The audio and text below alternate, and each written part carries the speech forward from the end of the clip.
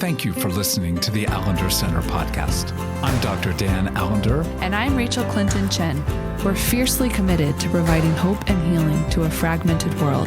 And restoration for the heart. Thank you for joining us. Let's get this conversation started.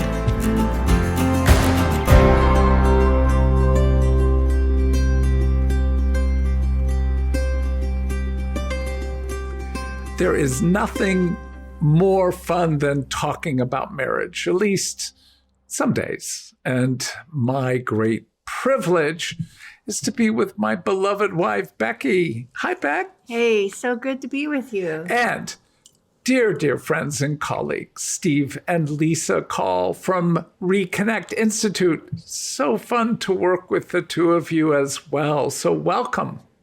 Thank you. Great to be here. Thank you. Great to be with both of you. Really looking forward to this conversation. Well, we're going to jump into this topic, which sounds perhaps a little bit academic, but it really is and isn't. And that's the role, the place, the power of attachment. Like one of the effects that Becky saw after a number of years of our marriage is that she suffered for a season of life, significant struggles with asthma. But our relationship, not because it's perfect, I can promise you that, but the relationship itself began to change. Yes, so I could give away my asthma pills of, 15 years at least. Yeah. So when we begin to talk about attachment, we're talking about something that happens between two people, but in this case, marriage, that changes something of the nature of how we live, how we breathe, about our bodies, about the very way that we actually take in the world. So we want to do the good work, this particular podcast, of inviting you to understand better the category of attachment, but also to have a better sense of how that's meant to grow in your marriage and what the fruits will be as you continue to do so. So, Steve and Lisa, where do you want to go with regard to this lovely topic? Oh, there's so many different directions to go. And, I love how we are already talking about attachment within marriage, because that is our work. I think our work in this world is staying connected to the ways in which our relational style, attachment style in our marriage is often not a mirror fully, but closely resembles our attachment experience with our own attachment figure. And that often is there's so much language, so much literature, so many different resources with regard to attachment. I think it's helpful maybe for us to be as intentional as we can about what do we mean by it? How does it play out in a marriage? And I think for us, one of the deep privileges of marriage, and maybe that's our invitation for those that are listening, is that marriage is meant to be an attachment experience. And that is part of the hope, is the redemptive nature of marriage can be that our attachment experience can be maybe something a bit different than what it was in our own story, what it was in our own attachment experience. So I think that's one maybe hopeful direction we could spend a little bit of time talking about, is what was our own attachment story? And then how does it play out in our marriage? What do we notice? What are we aware of along the way? Well, and the category of attachment originally came with a psychologist by the name of Bowlby, and further advanced through Mary Ainsworth, through Mary Maines, and others. So why don't we all spend at least a few moments talking about what do you understand attachment to be, particularly in the relationship between a caregiver, often a mother or a father, and a child. But the same categories, as you put it so well, are resident and operating in every relationship, and particularly in the context of marriage. So what is attachment? Mm-hmm. Well, I think of it as, and we think of it as, it's really speaking to the first few years of our life with regard to our relationship with our primary caregiver, what we call our primary attachment figure, the one that tended to meet the majority of our needs, if our needs were met. And I think that's what we mean by attachment, is connection, relationship, but it speaks to the relational interaction the relationship with that particular attachment figure. And that, I think if we can stay connected to that, it helps us make sense of, well, what do I mean by attachment in marriage? Well, our spouse is our new attachment figure. She or he becomes that attachment figure for us throughout the course of our life together. So attachment has this sense of relational component, this relational connection. And maybe it's helpful just to also add that, there's 2 or 3 different variables in the way that we talk about attachment. One of those is attunement, which we can come back to for a bit.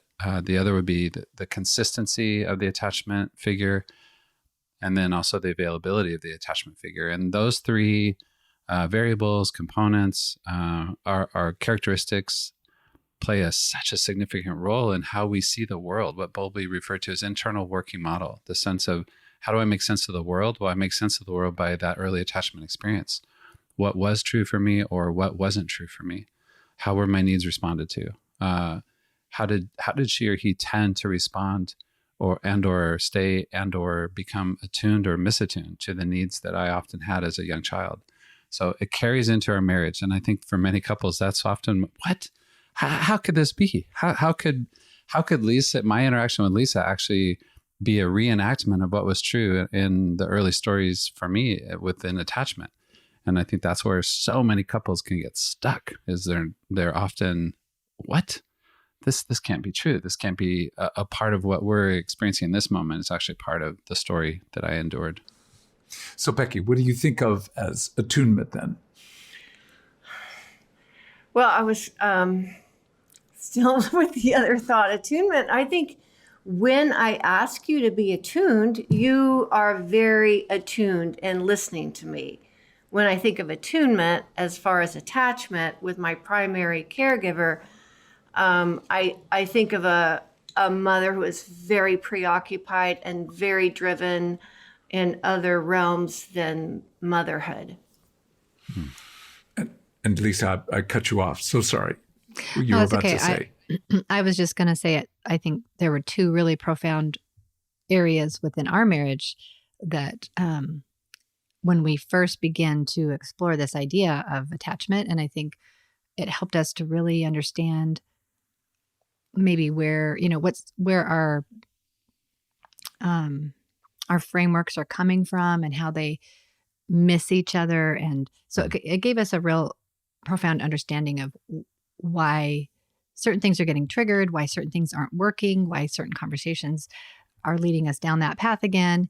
And so there was this huge shift in being able to understand one another in a new way, but then also be able to have healing. And I think that's the second category that came a little bit later, is that, wow, this new attachment figure can actually be healing in some of those areas. So there's kind of 2 things for us, I think, where just first there was that understanding of, when I understand mine attachment experience and he understands his and we understand each other's, that there's a new understanding that's created, but then also there's a healing that can happen. Mm-hmm. Yeah. Well, that process of attunement, from my standpoint, is do you hear and do you feel what's actually happening in the heart, mind, and body of the other? And in that, can you hold it on their behalf well versus critique it, judge it, try to change it? That notion of containment, that I actually hold my wife's joy, her suffering, in ways that nobody else has the privilege to be able to do. And that intersection between I feel you, see you, hear you, and I hold, the dilemma is we all know we fail. So almost all forms of attachment require some ability to repair, which often is just that simple phrase of, I'm so sorry. Oh, damn, I did it again. And some ownership, some confession, and some level of grief in terms of the harm done. So as we think about attachment, they're really the core components of any really good relationship. But I think what you're underscoring is there's something particularly between our core attachment history and our spouse that's playing. And if you don't hear the music from one world to the next, that music, that process is going to trip you up. So when you think about your attunement world, containment, attachment world from your childhood into now your marriage, where has that taken you? Where has it taken you all? I just wanted to say, in the beginning, our attachment styles were like so perfect. But as we're growing to be more mature believers in Jesus, we're finding different snags that because we've matured, like we're calling forth from one another in different arenas than were ever thought about, for 45 years ago. Yeah, bliss came in part because of a lack of knowledge and because of the wonder, the youthful wonder of the honeymoon period. But somehow, I love the way you put it. The more you mature, the more issues there are to be addressed, not the opposite. So true. The more aware you become, we become. I think that's part of the work in marriage sometimes is how do we react to the awareness? What is it with regard to the awareness of our own attachment story history and the way it gets played out in our marriage? And I think the way you both were talking about attunement is so helpful. I often think of it as like this, in the olden days when you had the radio and you could turn the dial and you're tuning into it. And there's static, and all of a sudden it's crisp and it's clear. That's what attunement is, relationship. It's being heard, being seen, being felt, like exactly what you were talking about, Dan. But for many of us, there was a consistent experience of misattunement, that the caregiver just missed the cues for whatever reason that is. And for so many caregivers, attachment figures, it has to do with their own story as well. Preoccupied, distant, unavailable, whatever their own story is that contributed to our, whether that's what we could call secure attachment or insecure. And again, I think it's helpful in those two worlds that when we talk about attachment, the sense of secure is that the other is consistently available to us. Not always, but just it's a consistent, both in the needs being responded to, but also what you said, Dan, around repair, that the repair was a consistent experience. If there was an inconsistent repair to the failure, that's also part of what I think can contribute to the anxiety that we feel and the distress that we feel in our body, particularly with one another. And I know that's true for us. I had a mother that was unavailable. She just could not be present for so many various reasons. She had a father. I had a father. She had a husband that was so busy, so preoccupied and focused, and was required to be gone for I would just say years at a time. And so my mom was preoccupied. She wasn't able to be present emotionally. And I learned how to become self-sufficient and not need. And so that has played itself out in our marriage so much is that when Lisa is unavailable, I go away. I shut down. I withdraw. I try to somehow make it on my own. And that's where our attachment story intersects. The past is always part of the present, and especially within attachment. And often we're just not aware of it, or we choose to not be aware of it. And I think that's true for you, that it's a very similar when I'm emotionally unavailable to you. What would you say happens to you, for you?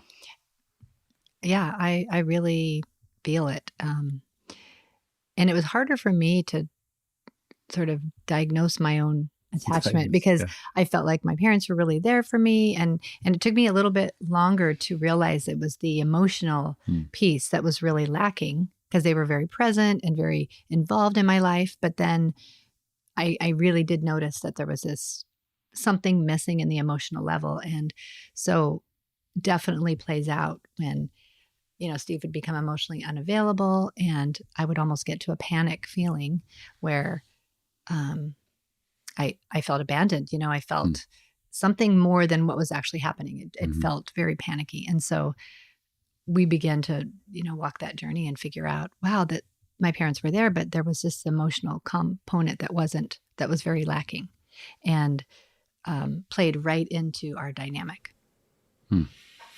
Well, when you both think about, and I'll say all four of us, but when you think about the interplay between secure, insecure attachment, and generally research says, which I think is poo-poo, that 65% of the human race is securely attached. I'm not going to prove that by anecdotal data that it's not accurate. But that's a very minimal sense. But insecure attachment generally is talked about in terms of distant attachment, where you have a caregiver who really literally turns away, who's unavailable, unengaged, not attuned, doesn't provide much containment, or if the containment is there, it's pretty rigid. Then you have very ambivalent attachment. That is, caregivers involved and then not involved. And you have a sense of presence and then long periods of absence. So you desire it, but you have to turn away because you're not sure that the parent's going to turn away before you do. And then chaotic attachment, which often comes when there's severe addiction, mental illness, violence, abuse of all sorts. And when you hear all that, how would you describe your attachment history, and how does it play out in the context of your marriage? I think those categories that you just shared are helpful because they're rooted in these two almost variables of anxiety and avoidance. That when we experienced a caregiver attachment figure that was unavailable, we learned to avoid. We learned to just dismiss the need that we have, and we just have this sense of, I'm good. It's not okay to need. It's not okay to rely on the other. So there's this predominant avoidance, and that is very true for me. In our dynamic over the 3.5 decades, is I work hard to not need. So I avoid naming need, requesting, acknowledging, pursuing, because it was too much. I would say grief, loss, even as a child, to bear the need not being responded to, simply just not acknowledged. I think for many of us, that is a very key part of our story, is that we learned at an early age to not need because of our caregiver saying, however they said it, however they responded, something about the need wasn't okay. And so we avoid it. And then the ambivalent piece is, maybe sometimes my caregiver attachment figure responded. So maybe sometimes it's okay, and sometimes it isn't. So there's this ambivalence: move forward, move away, move against, move toward it. And I think that is a little bit true for you. And the way that we interact is sometimes there's a caution to move toward what it is that you need from me. I love what Becky was pointing out at the beginning about the early stages of our relationship, because I also learned not to need emotionally. And so we were a great match, right? At the beginning, we're just having fun. We're good. I don't need anything. You don't need anything. You don't we're need, just I don't gonna need. do this. It's not that hard. And we had a good, I don't know, 10 years. 8 or 10 months. Then you maybe. have kids and things start getting complicated. That's a little time difference, but that's a good somewhere place in to go. there, somewhere in the between. Things got more complicated, and you can only go so long without realizing, no, actually I do have some emotional needs, and and I do need to be noticed, and you do need certain things. And so again, as we begin to grow in our understanding of ourselves and understanding of our marriage, that these things became real roadblocks and real tripping up situations where we're getting stuck. Yeah. Distant ambivalent is what I'm hearing, what you both have experienced. What would you say, dear, about your dear? I know Dear. dear. Oh, dear. Well, I know I'm more avoidant, right? Or I'm ambivalent, so that's why I work so hard. So I'm getting healthier. I don't want that now so much. But and you are more Chaotic. and also against, right? You're just chaotic. Well, using Karen Horney's category, that I think it's really, you tend to move away, which is often totally, especially for a 9. Yeah, the effect of a distant attachment. Whereas I think my world was at best, the best of the days would have been ambivalent. But more often than not, with my mother's mental illness, it was chaotic. And so that, there was some stability because my father's presence when he was there provided at least a little bit of stability. But being around my mother primarily, it was crazy. So in that process, I think in terms of where it's often occurred, like I will have strong opinions, feelings, they'll be vocalized, and they were often overwhelming, I think, to you, especially when you felt my criticism, and then she would shut down. And then it would be a stonewalling, and I would feel panic, just sort of this internal panic that then intensified the conflict, thinking in some ways, much like the interaction with my mother, things would be heated, screaming, things being thrown, violent, and it would eventually resolve. But as I intensified, you withdrew. I didn't act like your mom. Thank God, but it also was confusing. It was confusing that she would that Becky would withdraw from you in those moments. What would you guys say? Can I wonder just about the idea or the sense also of access? Like when you lose access, relational access with regard to connection or attachment, what would you say happens? And I think that's what you're naming or what you're reflecting is also part of our early story is when we lost access. How did we cope? How did we bear the heartache of the other not being there for us? Well, I think I learned to cope at a pretty young age because of my distracted mother.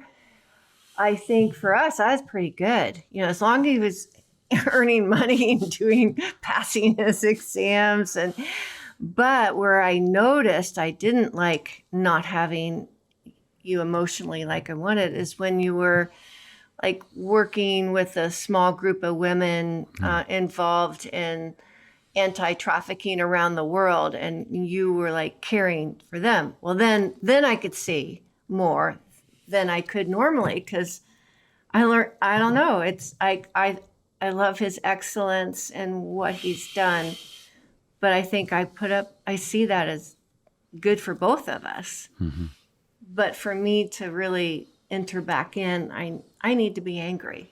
That's just what I'm sad to say I've got to get to before I can really understand my own real desires. And that has been a complicating, but even the ability for her to say that and for me to hear it and to know experientially, like anger is not a terrifying thing for me. That was part of the fabric of virtually every day.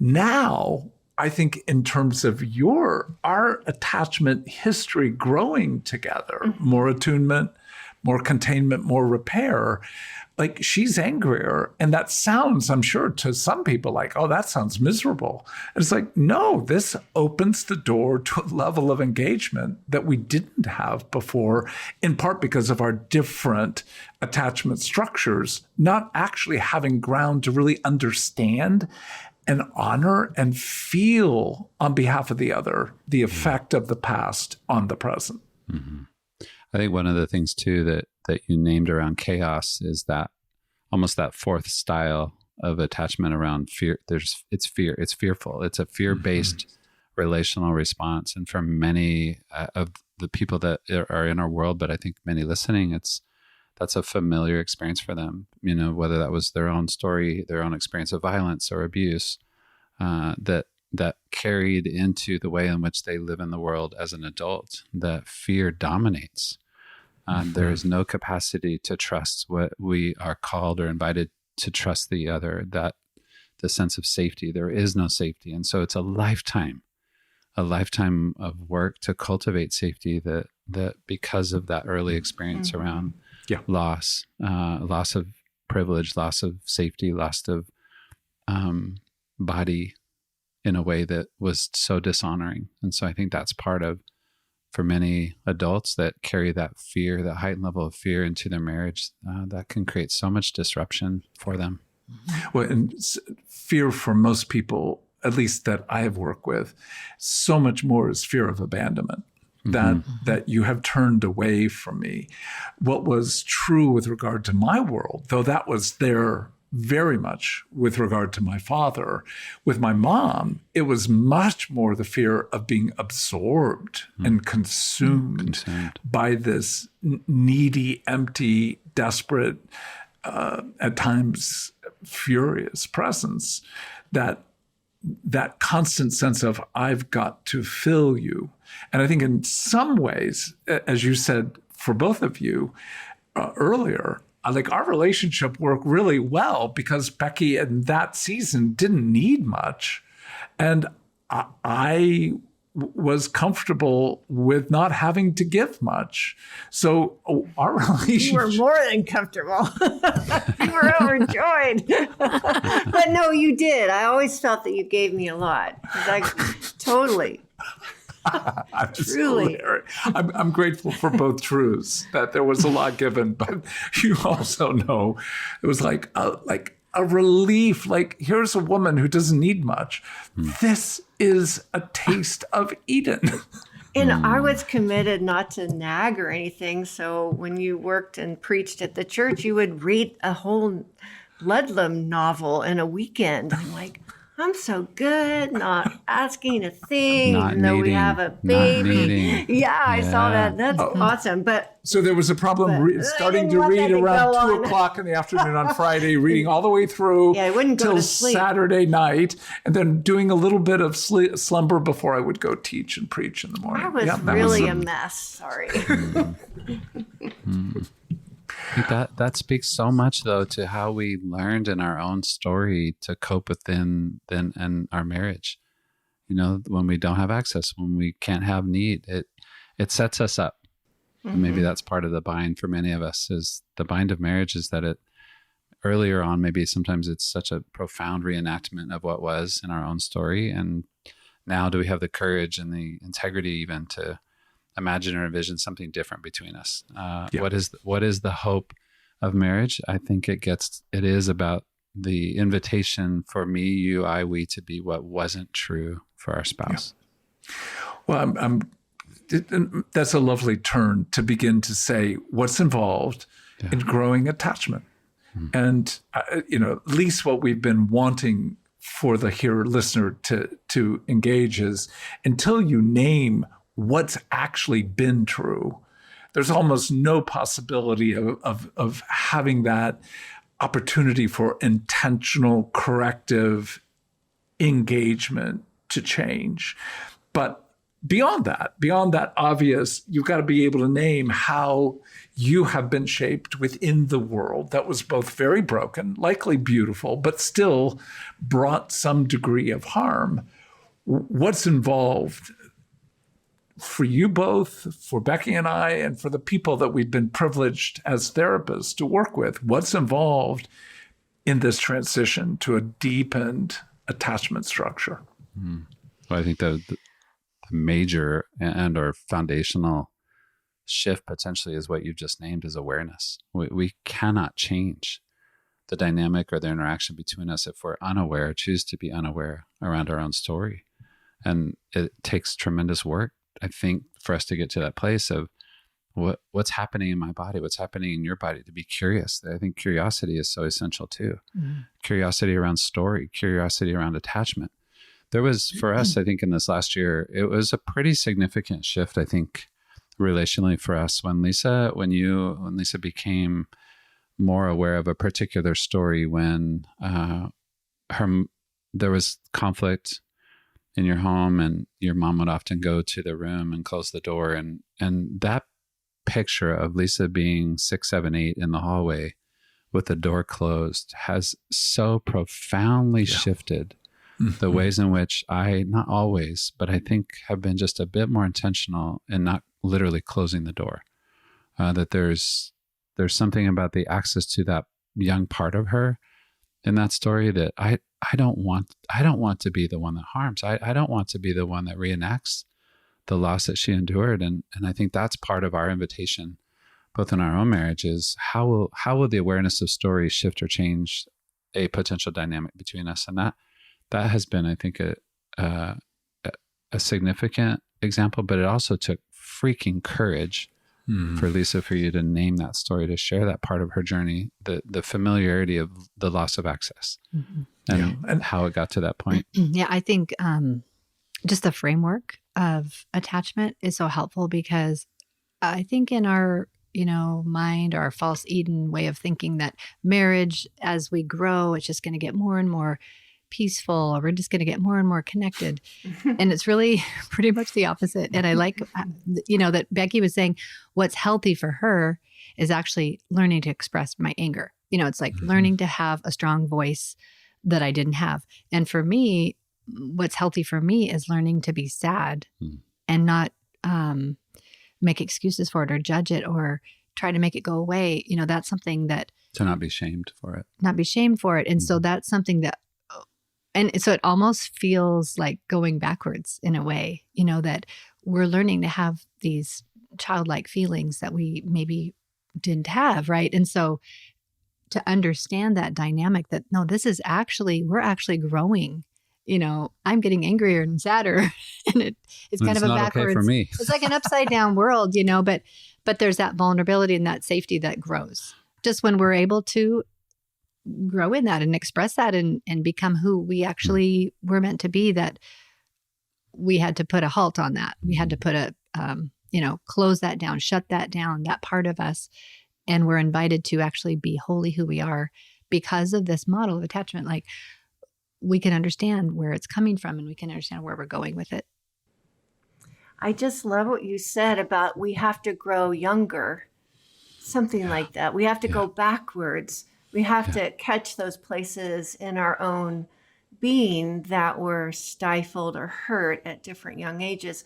And that sounds like such a simple phrase, and it is a simple phrase, but it's meant everything to us. And it's just still beginning to unfold more and more that, it's not like everything gets better, but it does get better, but it's so much more to explore and be curious about, and to be kind to Dan as well, kind to myself, and with that kindness, it's just changing all the time, just good and sometimes complicated. And I think it's so important to again go back to the fact that you Steve, you knew that there was something of a distant relationship between Lisa and her mother, but the story changed something in you. Can you put more words to that? There was something about the story of picturing this young girl in the loneliness, and not just being lonely, but lonely, that I all alone, isolated, dark. And that picture is so vivid as we're like even exploring, talking about it now. It's as if it was yesterday. And part of that is also the way that she was connected to the emotion. Maybe when you told me that, when you remembered that, when it was becoming more vivid for her. And so I think for us, it has taken years, honestly, for us to maybe sense some semblance of safety to be able to tell the story. Yeah. And I think that is the work for many of us over the course of life, is just like going back to Bowlby, talking about one of the characteristics of secure attachment is this safe haven, the safety a child feels in the presence of the attachment figure. And how are we cultivating safety? So for Lisa to feel safe enough to tell me the story. Right. And not only safety to tell it, but to even remember it, right? Because we don't remember these stories. We don't just think, oh, when I was 3, I felt like this. When I was 5, they have to be, it's a safe environment. And then there's curiosity and there's wondering and there's, I've noticed, sadness is not very accessible for you. So what, and you begin to have these conversations that create the safety in order to remember the story, in order to be impacted by each other's story. So a lot of people might be listening going, God, I don't even remember, how am I supposed to remember? And so that's just a whole area of something that has to be cultivated. But what is so hard about story too is also that we have this unspoken loyalty to what was, meaning we can't tell the other because it feels so disloyal, if you will, to the one we were maybe attached to or connected to, or and so I think that's sometimes the caution to even name, tell, reveal story is that there's this profound sense of loyalty to it. I can't do anything about it. I can't say anything about it. And that, I think for both of us, that was a very significant part of how. Right. I mean, even you're sharing it now, and I'm wanting to defend my mother, you know, like she had an alcoholic father, and she has a whole story of how she, you know, had to be and needed to be. And so we're not here saying, oh, we're going to go back and try to blame our parents for what they didn't do. It's just about being able to uncover what was actually true and how I experienced it. It's just so important to hear that until there is that attunement, that tuning in to what is felt. And thank God for what we now understand to be called mirror neurons, that when we enter the suffering or the joy of another, our bodies literally change. There is a neurological change with oxytocin particularly, but also cortisol rising in a level of life. So when we know facts, generally we're not deeply moved, but faces, stories. So when you hear of a tragedy, a plane that crashes, there's grief just on behalf of humanity. But when you see the faces or hear a few of the stories, how did that person get on the flight? Just enough data to begin to feel the life that has been lost. That's the core of being able to join one another in both grief and anger. A sense of, again, I have stories at Becky's of finding more joy, literally playing in a closet, than being around her mother. And that same image of, I don't want to do something where she has to withdraw to a closet. And then to have a story that connects you, but also in some sense of the word, exposes you. Connects you, but also gives you a sense of, this is not what I want to do on behalf of my beloved. I think those are key. Do we share stories?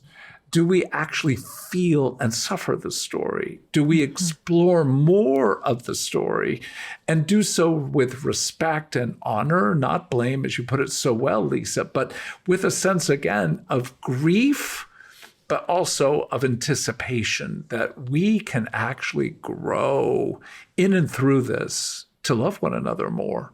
I think that for us is one of the keys, is that we've begun over many years to hold one another's stories with far greater care than we would have done in the past. Any final thoughts? I love that part of what you just named, Dan, is the unwillingness to collude with harm. That's part of our call, our invitation for one another is, I don't want to be what wasn't true for Lisa. We don't want to reenact the harm. And of course there's failure in that. And of course harm is remembered, and of course harm is triggered. But I think part of it is so beautifully said around the awareness of story, but how the story shapes us and changes us when it is named and when it is spoken. Lisa, Becky, any final thoughts before we invite our audience to ponder and engage, and especially for those who are not married?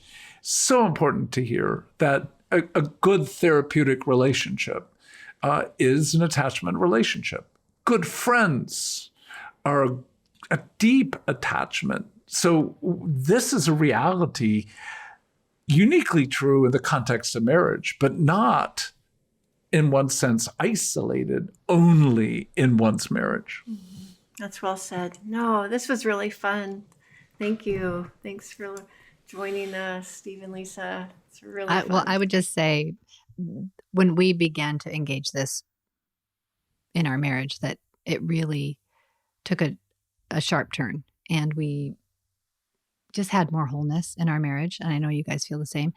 When we began to engage in a different way, there was so much healing and so much openness, I think, and so much less defensiveness, because it became more about understanding each other's stories than just responding to each other's, inadequacies or shortcomings or whatever we saw them as before. But it's like almost like your eye shifts to see something that's not just right in front of you. It's so much further behind, beyond. And now you can just see it in a different light. And you see that childlikeness. You have that heart for it. And something really tender and kind shifted for us when we began to look at it that way.